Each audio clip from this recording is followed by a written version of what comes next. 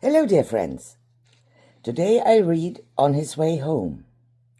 That's all for tonight, said the choir master. Richard, you sang better than ever. You've got more music in you than all the others here put together.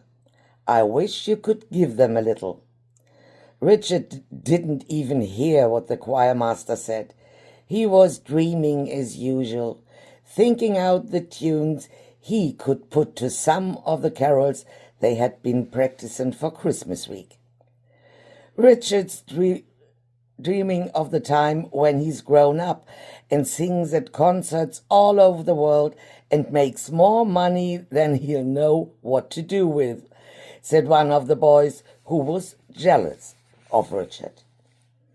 The choir master looked at the dreamy Richard.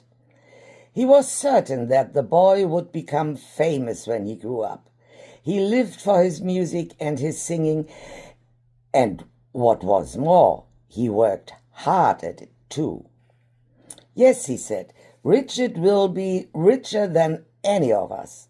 He won't be able to help it, but let's hope he'll think of others beside himself when success and wealth come to him. Richard was at last to go home. He always was, because he was slow and didn't think what he was doing. But at last he went out of the church and looked up into the frosty sky, full of stars. As he turned a corner, he heard the sound of a violin, and he stopped. It was a cheap violin, but how beautifully it was being played. The player spoiled it, though, by trying to sing to the melody. Richard looked at him. He was an old and dirty fellow with straggly grey hair and stained, ragged clothes. His voice was hoarse and cracked as he tried to sing the lovely old carols. People laughed at him. Two boys sent a stone skimming down the road at him.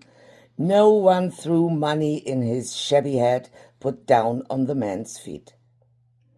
What a horrible noise, said the people passing by. We would give him money to go away, but none for his dreadful singing. Richard was struck by the man's playing, a poor cheap violin, but how marvellously played. He went up to the man. I like the way you play, he said. You play wonderfully.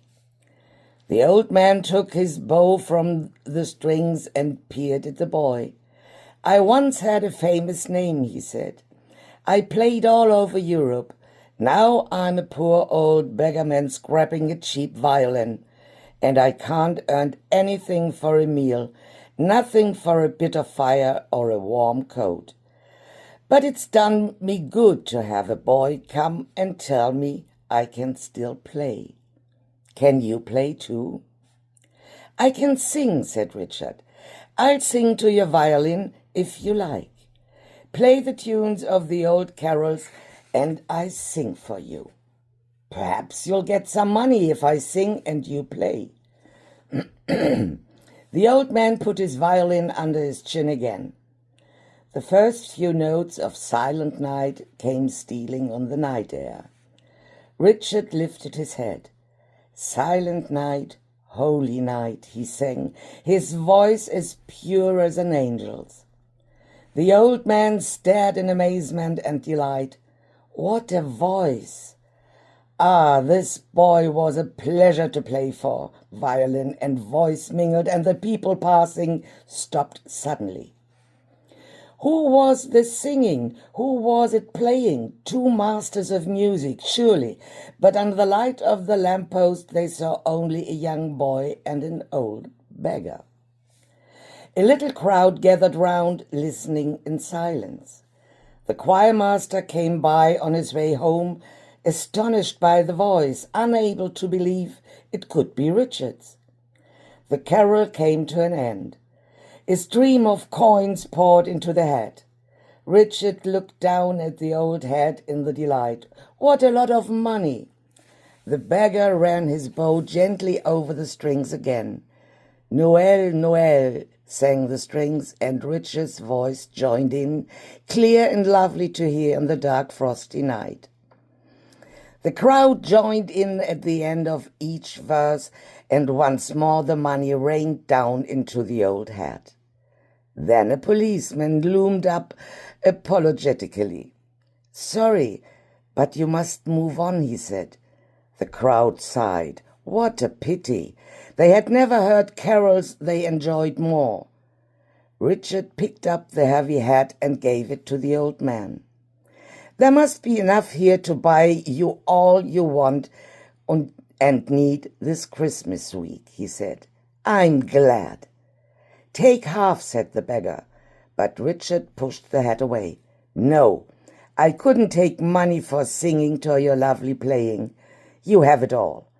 The boy ran home, humming a carol tune under his breath. The old man looked after him, and the choir master heard him muttering to himself, "Ah, you'll be a great musician one day, my boy, and you'll be a great man too. You won't only think of your music, you'll think of your fellow men." And off went the old man with the pockets full of money, the first money that Richard had ever earned. Good luck to you, Richard. You've begun the right way. This lovely little tale was written by Enid Blyton. Next one, next Sunday. Bye for now.